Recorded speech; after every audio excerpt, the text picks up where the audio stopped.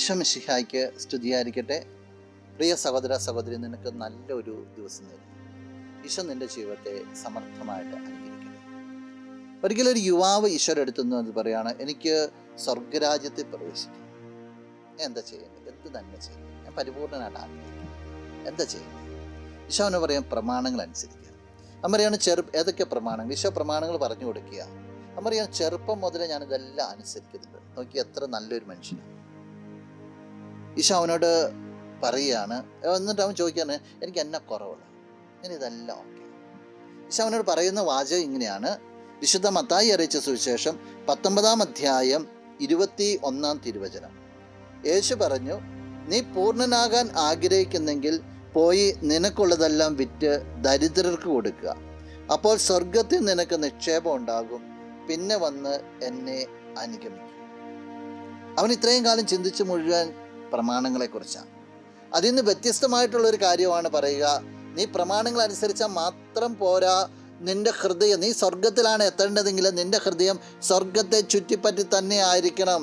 അതിന് ഈ ലോകത്തിൽ നിന്നെ ഏതൊക്കെ കാര്യങ്ങൾ അസ്വസ്ഥപ്പെടുത്തുന്നുണ്ടോ, ഏതൊക്കെ കാര്യങ്ങൾ സ്വാധീനിക്കുന്നുണ്ടോ, അതിൻ്റെ എല്ലാം കെട്ടുകൾ നിന്നിന്ന് വിട്ടുപോകണം.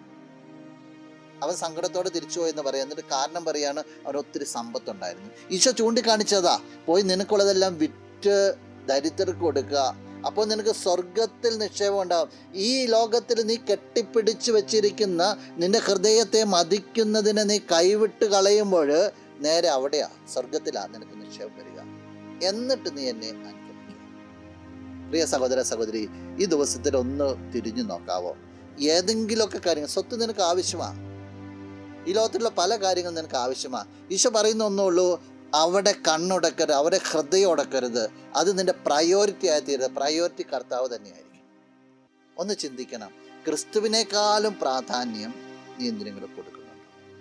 ഉണ്ടെങ്കിൽ അത് നിന്റെ ജീവിതത്തിൻ്റെ ഒരു കുറവാന്ന് ഓർമ്മപ്പെടുത്തുക. അത് കട്ട് ചെയ്യുക. എന്നിട്ട് ക്രിസ്തുവിൽ ആശ്രയിക്കുക. അവിടെ സ്വർഗരാജ്യം നിന്റെ മുമ്പിൽ തുറക്കപ്പെടും. നമുക്ക് പ്രാർത്ഥിക്കാം. കണ്ണുകൾ അടച്ച് കരങ്ങൾ.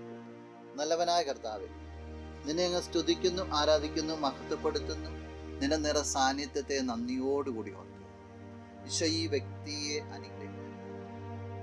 ഈ വ്യക്തിക്ക് വേണ്ട കൃപകൾ, നന്മകളെല്ലാം സ്വർഗത്തിൽ മാത്രം ലക്ഷ്യം വെച്ചുകൊണ്ട് മുന്നോട്ട് പോകുവാൻ, മറ്റെല്ലാത്തിനെയും തള്ളിക്കളയുവാനായിട്ട് ഈ വ്യക്തിക്ക് നീ കൃപ നൽകണം.